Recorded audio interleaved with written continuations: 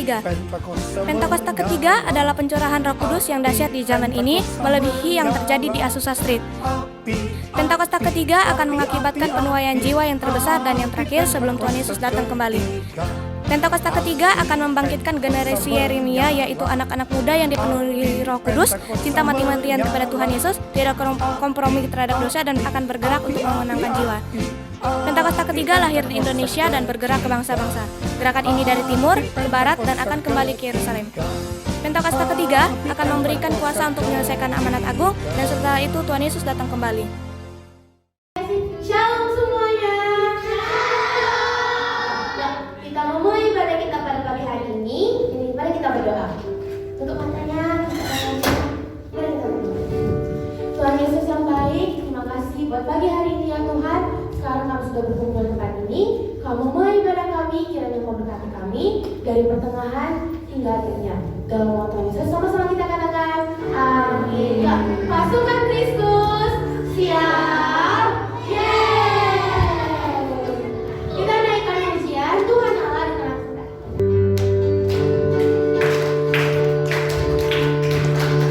Tuhan Allah di tengah kita besar, besar. Dia senang dan dirangkan dengan suka.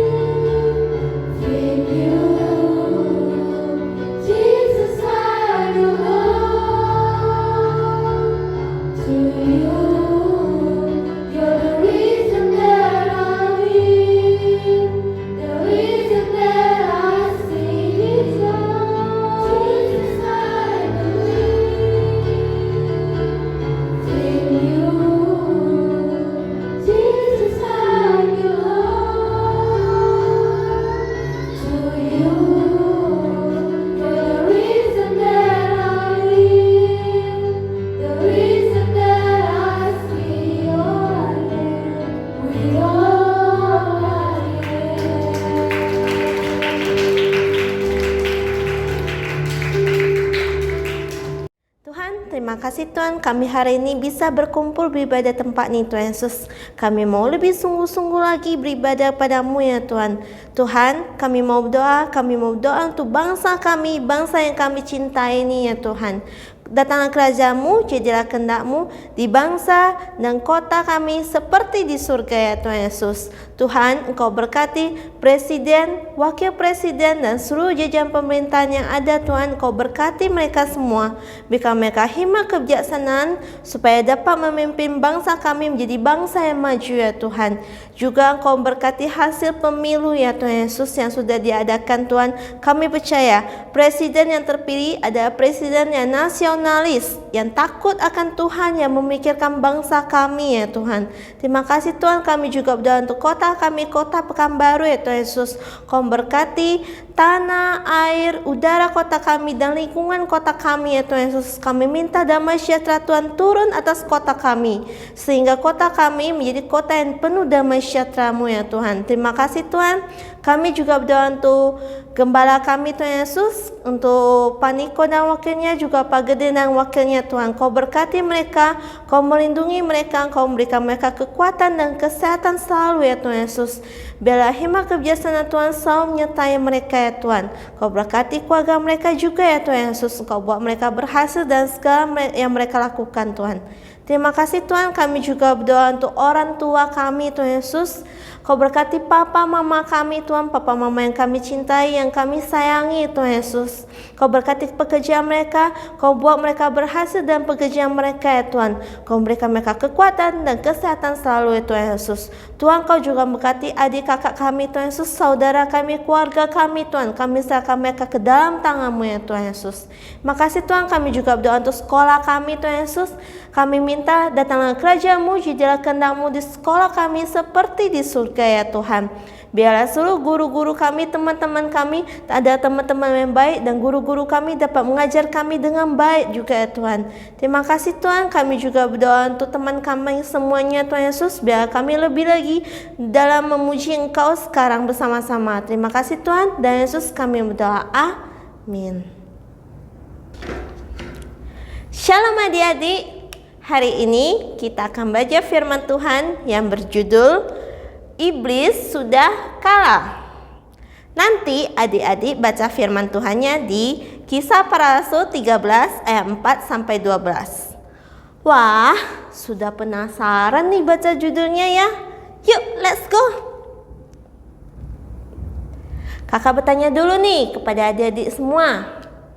Siapakah di antara adik-adik di sini adalah anak Tuhan Yesus yang pintar? Siapa yuk? Ada yang jawab, saya Kak, pintar menggambar. Saya Kak, pintar membuat kue. Saya Kak, pintar memasak.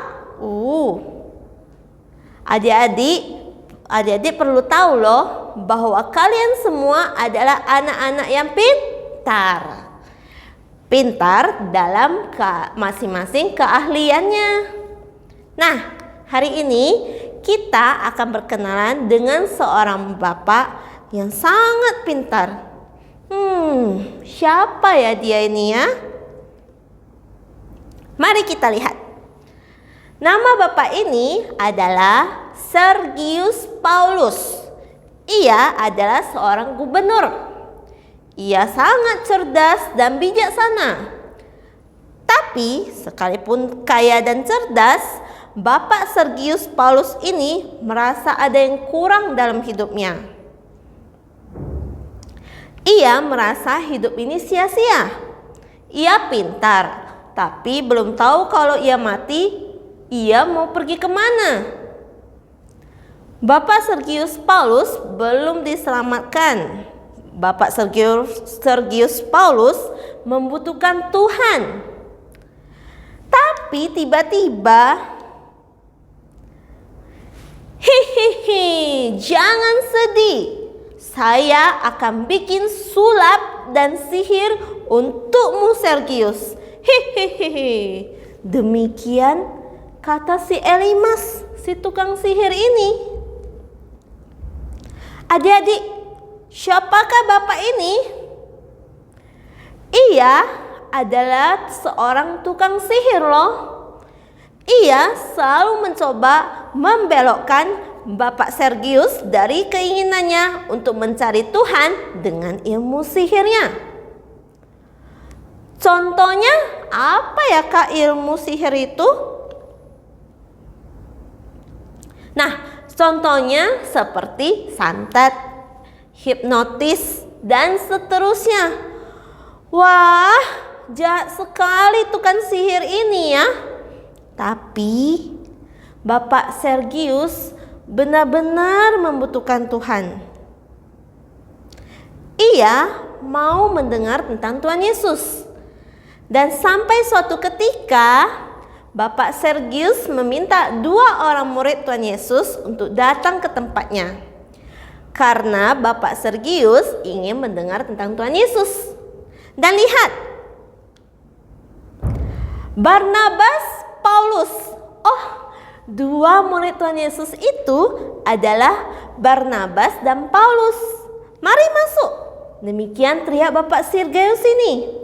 Sementara Barnabas dan Paulus sedang menyampaikan firman Tuhan, Barnabas dan Paulus mulai menerangkan tentang Tuhan Yesus juru selamat manusia yang tidak ada salahnya apa-apa tapi mati di salib ganti manusia.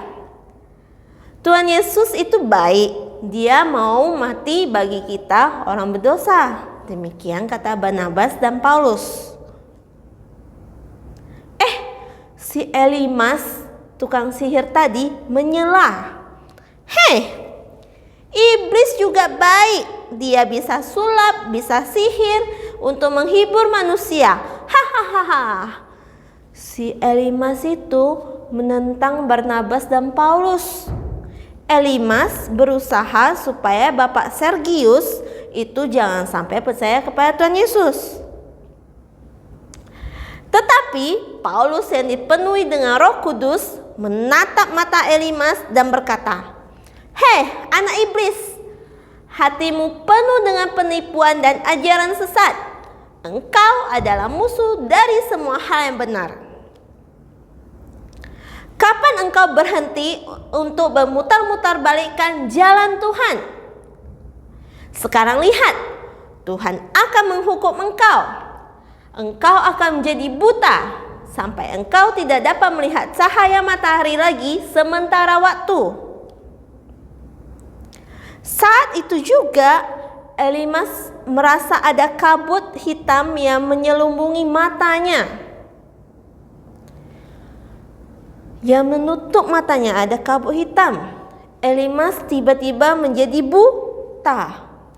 Sehingga ia berjalan meraba-raba mencari orang untuk menuntunnya. Waktu Bapak Sergius melihat apa yang terjadi itu, dia menjadi percaya kepada Yesus. Karena dia heran sekali dengan ajaran tentang Tuhan Yesus. Bapak Sergius Paulus mengangkat tangan percaya kepada Tuhan. Yeay, beri kemuliaan buat Tuhan Yesus yang hebat. Nah, adik-adik yang dikasih Tuhan Yesus, dari dulu sampai sekarang nih, berita mengenai Tuhan Yesus telah dicoba untuk dikacaukan atau diselewengkan atau disesatkan oleh iblis dan roh-roh jahat. Tapi Tuhan Yesus telah menang. Suatu hari kelak, setiap lutut harus bertelut dan setiap lidah harus mengaku Yesus Kristus adalah Tuhan. Jadi adik-adik, janganlah kalian takut kepada iblis dan roh-roh jahat itu. Tuhan kita, Yesus sudah menang. Tuhan kita, Yesus sudah menang. Tuhan kita, Yesus sudah menang. Jadi kita pasti juga bisa mengalahkan roh-roh jahat itu dalam nama Tuhan Yesus.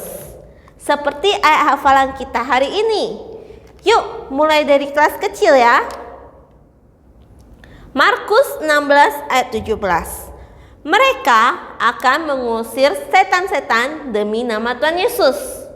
Yuk mari kita ulangi 3 kali tetapi kata mereka diganti dengan nama kita masing-masing. Yuk, siapa namanya? Sebutkan namanya. Ayo kita mulai dengan menyebut nama kita masing-masing dengan berani. Jangan takut. Yuk, contohnya kakak ya. Yuk ikuti kakak. Yang pertama, Markus 16 ayat 17. Sherlina akan mengusir setan-setan demi nama Tuhan Yesus. Yang kedua, Markus 16 ayat 17. Sherlina akan mengusir setan-setan demi nama Tuhan Yesus. Yang ketiga, Markus 16 ayat 17. Sherlina akan mengusir setan-setan demi nama Tuhan Yesus. Good. Sekarang untuk kelas besar. Markus 16 ayat 17. Tanda-tanda ini akan menyertai orang-orang yang percaya. Mereka akan mengusir setan-setan demi nama Tuhan Yesus. Mari kita ulangi 3 kali juga ya yang kelas besar. Tetapi kata orang-orang dan mereka diganti dengan nama kita masing-masing. Bisa semuanya? Yuk ikuti kakak. Yang pertama, Markus 16 ayat 17. Tanda-tanda ini akan menyertai Sherlina yang percaya. Sherlina akan mengusir setan-setan demi nama Tuhan Yesus. Good. Yang kedua, Markus 16 ayat 17. Tanda-tanda ini akan menyertai Sherlina yang percaya. Sherlina akan mengusir setan-setan demi nama Tuhan Yesus. Yang terakhir, Markus 16 ayat 17. Tanda-tanda ini akan menyertai Sherlina yang percaya. Sherlina akan mengusir setan-setan demi nama Tuhan Yesus. Oke. Adik-adik yang disayang Tuhan Yesus, apa yang kita pelajari hari ini ya? Kita belajar supaya kita semua mengerti bahwa iblis sudah dikalahkan oleh Tuhan Yesus. Kakak ulangi lagi ya. Iblis sudah dikalahkan oleh Tuhan Yesus. Haleluya. Kakak ingatkan lagi. Janganlah kalian takut kepada iblis dan roh-roh jahat itu. Tuhan kita, Yesus, sudah menang. Jadi kita pasti juga bisa mengalahkan roh-roh jahat itu di dalam nama Tuhan Yesus. Kita orang percaya diberi kuasa oleh Tuhan Yesus untuk mengusir setan-setan demi nama Tuhan Yesus. Ingat baik-baik firman Tuhan hari ini. Ambil keputusan untuk percaya sungguh-sungguh kepada Tuhan Yesus. Maka kuasa akan diberikan pada kita. Mari kita juga berdoa untuk keluarga, lingkungan, teman-teman yang belum mengenal Tuhan Yesus dan masih mengikuti ajaran si iblis yang jahat, misalnya perdukunan, sembahyang kepada patung, dan seterusnya. Kita rebut jiwa-jiwa dari kuasa kegelapan. Kita rebut jiwa-jiwa teman-teman kita yang masih belum percaya pada Tuhan Yesus, supaya setiap lutut bertelut dan setiap lidah akan mengaku bahwa Yesus adalah Tuhan dan Juru Selamat. Oke, yang mau angkat tangannya, kita bersatu dalam doa yuk. Tuhan, terima kasih Tuhan Yesus. Ini setiap kami anak-anak-Mu ya Tuhan yang percaya kepada Engkau dengan sungguh-sungguh ya Tuhan. Tuhan, kami sudah mendengarkan firman Tuhan hari ini Tuhan Yesus yang disampaikan oleh Kak Sherlina. Kami percaya Tuhan, Roh Kudus-Mu pada waktu kami percaya pada Tuhan Yesus, Roh Kudus tinggal di dalam hati kami. Sehingga kami mempunyai kuasa yang berasal daripada-Mu untuk mengusir roh-roh jahat yang berusaha menyakiti kami, menjerumuskan kami ya Tuhan. Kami juga berdoa untuk teman-teman dan keluarga kami yang belum percaya Tuhan. Biar Roh Kudus-Mu yang mengetuk pintu hati mereka supaya mereka dapat percaya pada Tuhan dan beribadah bersama-sama dengan kami. Tuhan, kami rindu keluarga kami, teman-teman kami diselamatkan ya Tuhan. Engkau pakai kami jadi alat-Mu ya Tuhan Yesus. Dan Yesus kami berdoa, amin. Terima kasih, Tuhan Yesus berkati. Dalam lindungan Allah, orang yang duduk dalam lindungan yang maha tinggi dan bermalam dalam naungan maha kuasa akan berkata kepada Tuhan, tempat perlindunganku dan kubu pertahananku, Allahku yang kupercayai.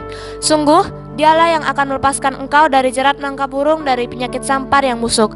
Dengan kepaknya ia akan melindungi engkau, di bawah sayapnya engkau akan berlindung. Kesetiaannya ialah perisai dan pagar tembok.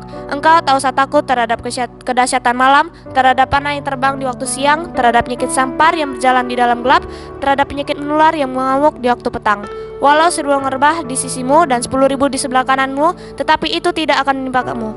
Engkau hanya menontonnya dengan matamu sendiri dan melihat pembalasan terhadap orang-orang fasik. Sebab Tuhan ialah tempat perlindunganmu, yang maha tinggi telah kau buat tempat perteduhanmu. Malapetaka tidak akan menimpa kamu dan tulah tidak akan melekat kepada kemahmu, sebab malaikat-malaikatnya akan diperintahkannya kepadamu untuk menjaga engkau di segala jalanmu. Mereka akan menatang engkau di atas tangannya, supaya kakimu jangan terantuk kepada batu. Singa dan ular tudung akan kau langkahi, engkau akan menginjak anak singa dan ular naga. Sungguh hatinya melekat kepadaku, maka aku akan meluputkannya. Aku akan membentenginya, sebab ia mengenal namaku. Bila ia berseru kepadaku, aku akan menjawab. Aku akan menyertai dia dalam kesesakan. Aku akan meluputkannya dan memuliakannya. Dengan panjang umur akan kukenyangkan dia, dan akan kuperlihatkan kepadanya keselamatan daripadaku. Shalom anak-anak yang Opa kasihi. Sebelum kita mengakhiri ibadah ini, mari angkat tanganmu, angkat hatimu di hadapan Tuhan Yesus, dan Opa akan melepaskan berkat dari Tuhan Yesus kepada anak-anak yang Opa kasihi. Mari angkat tanganmu. Kiranya kasih karunia dan anugerah dari Allah Bapa di dalam putranya yang tunggal Yesus Kristus dan persekutuan yang manis dari Roh Kudus memberkati setiap anak-anak yang Opa kasihi di dalam nama Tuhan Yesus Kristus. Amin.